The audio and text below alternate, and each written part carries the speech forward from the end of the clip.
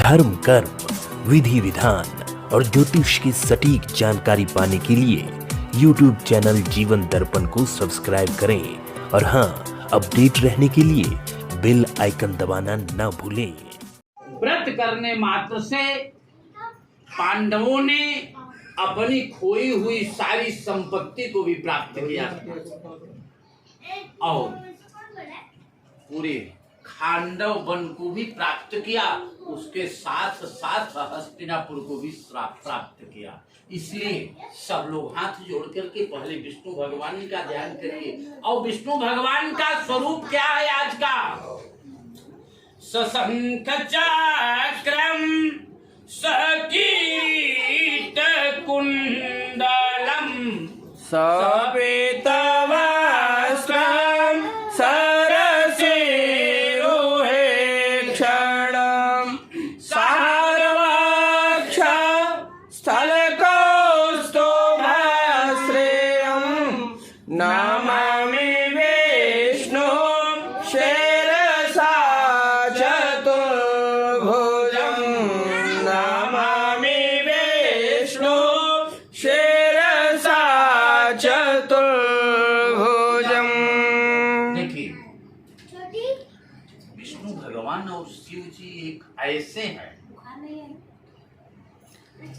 कि रामावतार में स्वयं राम ने शिव जी की विशेष पूजा करके लंका पर विजय प्राप्त किया। कहाँ पे पूजा किया जानते हैं? रामेश्वरम में। कहाँ पर पूजन किया? रामेश्वरम का नाम आप लोग सुने होंगे, देखे भी होंगे, संभवतः गए भी होंगे।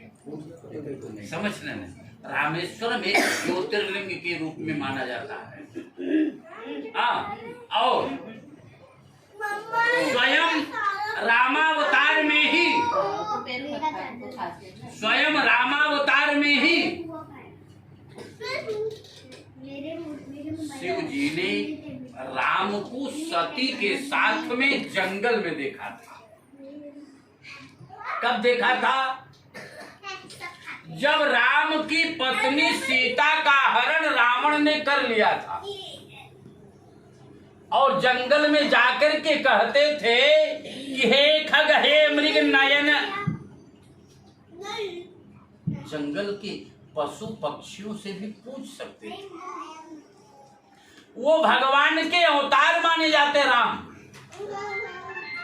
वो जानते थे कि किसने चुराया है और चुराया है कि नहीं चुराया है, लेकिन मानव रूप में थे।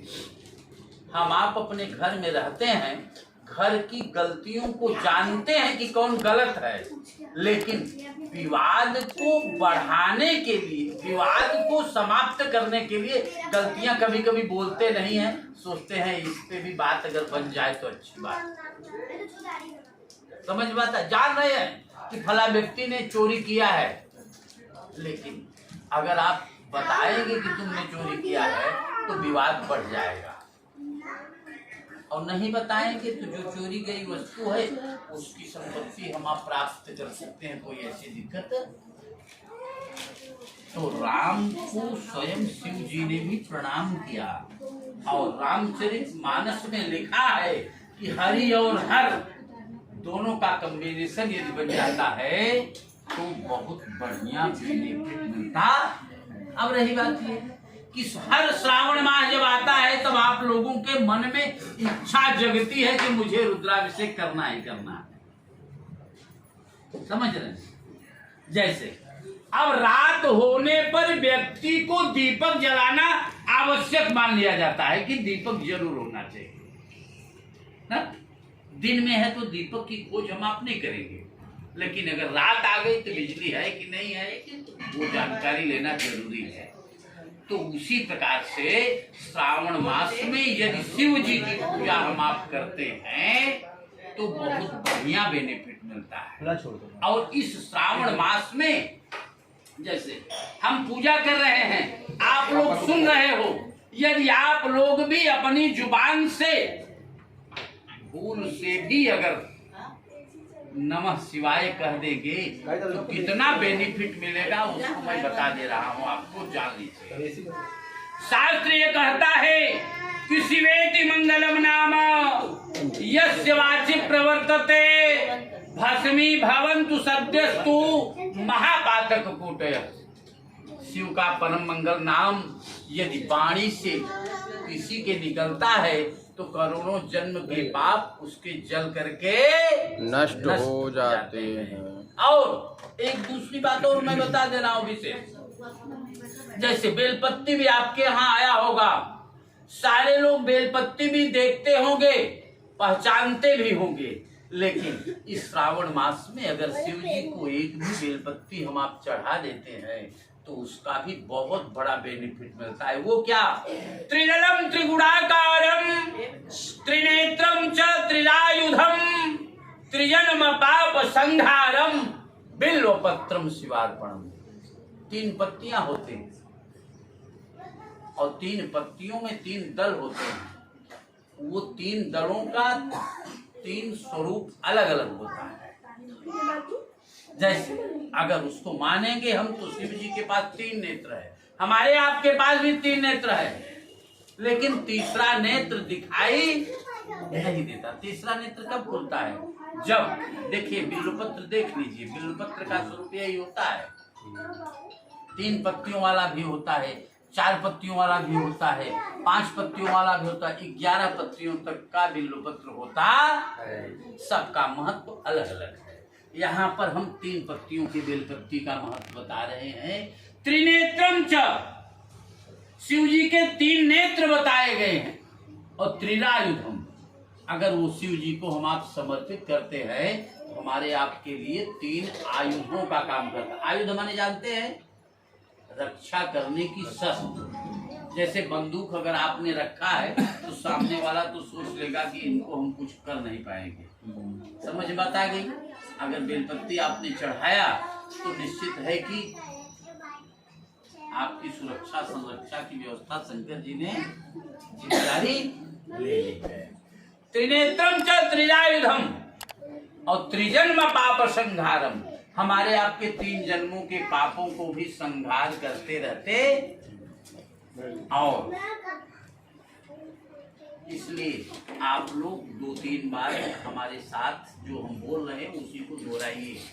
ओम नमः शिवाय, ओम नमः शिवाय, हर हर भोले, नमः शिवाय, ओम नमः शिवाय, ओम नमः शिवाय, हर हर भोले,